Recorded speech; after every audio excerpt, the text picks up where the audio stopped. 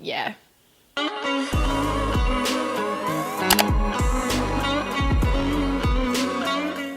So for today's video, I thought that I would run you guys through a couple of my self-isolation essentials. By the time that this video goes up, I'd say that we'd be very close to the end of week 2 of self-isolation, and I'm starting to go a little bit crazy, if I'm gonna be honest.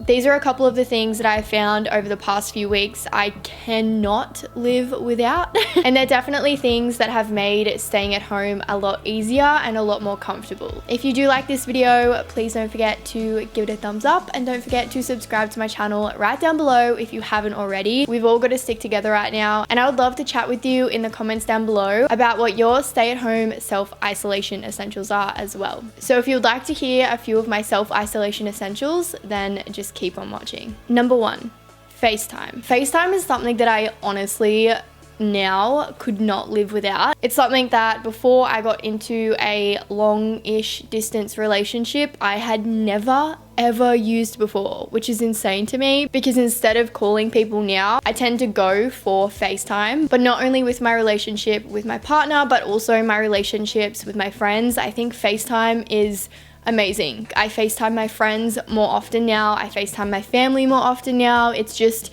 such a really cool thing to do. My mum also lives pretty far away from me, so FaceTime has been an amazing thing to be able to talk to her and see my family that does live a little bit further away from me. So staying connected and in contact with people even though you can't physically see them in person is obviously super important with everything that's going on at the moment. FaceTime has been one of my huge essentials for self-isolation. Puzzles and games. Puzzles and games are two things that have honestly kept me sane.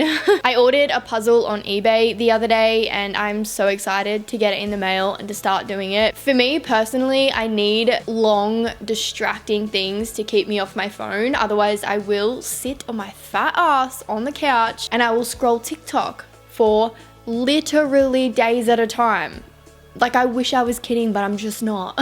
I feel like puzzles and games especially are things that can stimulate your mind in other ways that your phone can't. And it also does get you off of the screen. It stops you from zoning out mentally and just looking at whatever is on the TV or the computer or your phones, which I think is super important. A coloring in book. Coloring in is something that I have fallen in love with all over again. I know like 3 or 4 years ago it became like a massive thing, but I feel like a lot of people underestimate how relaxing coloring in is. Once it gets to like 5 or 6 o'clock at night, every single night, I decide to switch my phone off for an hour or 2 and do some coloring in. Especially if you have anxiety, this one is huge. There honestly is no other way to explain it other than I feel like every single thing that stresses me, everything that I'm anxious about, every little tiny thing that's going on in my head just like stops. Everything stops for a second. You're focused on staying in the lines. You're focused on what color you're going to choose next. It's something that I would definitely recommend. And again, it's one of those things that gets you off of your phone, which for me, like I said, is super important. So yeah,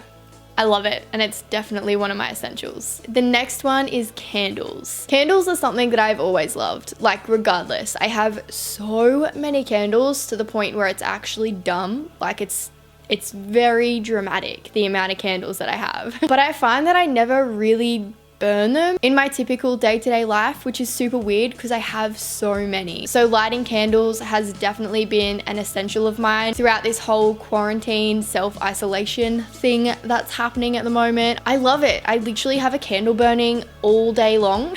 And there's a couple of reasons for that, mainly because I want to get through all of my candles. Like, now's the time for me to use them all up and actually burn them and enjoy them. But also by lighting a candle, you're bringing warmth and comfort into a room. So especially if you do live on your own, it's just a nice, comforting feeling to have that candle burning in the background of whatever you're doing. I am obsessed with my candles and I light them every single day. So they are definitely a huge essential for me in this crazy time. A quality pair of pajamas or sweatpants. Now this is one that I have just recently found an essential. At the beginning of all of this self-isolation stuff, I was fully getting dressed every single day and it slowly came to a stop.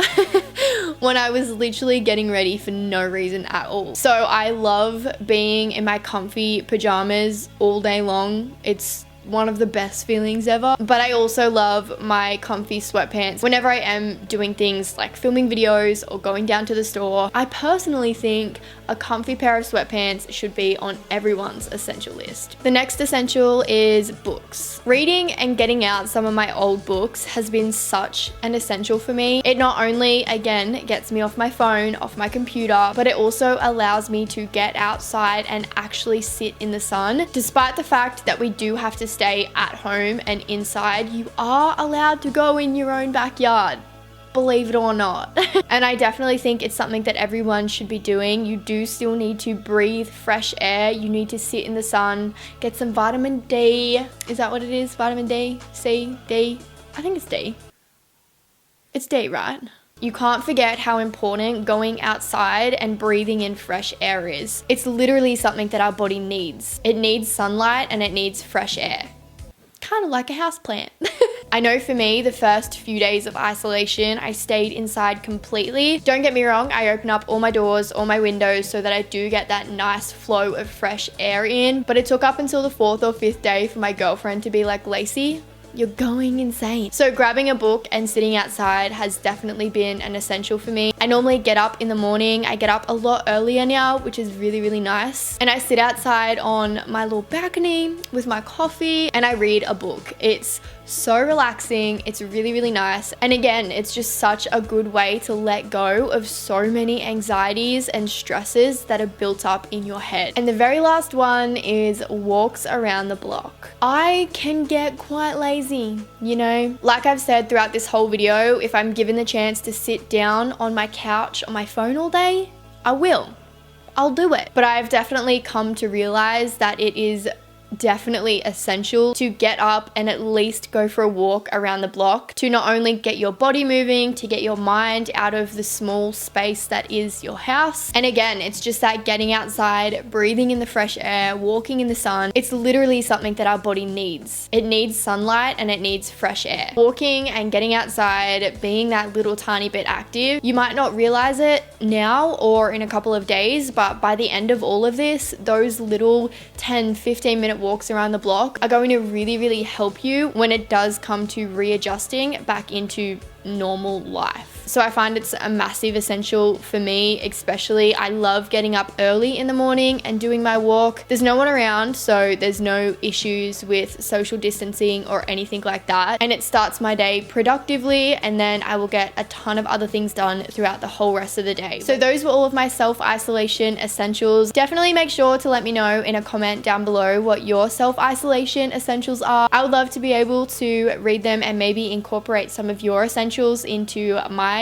day-to-day life while I'm at home. But other than that, I just really, really hope that you guys are staying inside, you're staying safe, and you're using this time to reconnect with you. Make sure that you are doing all of the things that make you happy, all of the things that you're passionate about, and all of the things that you wouldn't normally get to do in your everyday life, because I know I am, and at the moment, I'm kind of loving it. So with all that being said, I really hope that you guys liked this video. If you did, please don't forget to give it a thumbs up. It really does help me out a lot. And if you're not subscribed to my channel already, definitely make sure that you do that. Like I said, red subscribe button right down below. It would mean so, so much to me. And other than that, I will see you all very, very soon.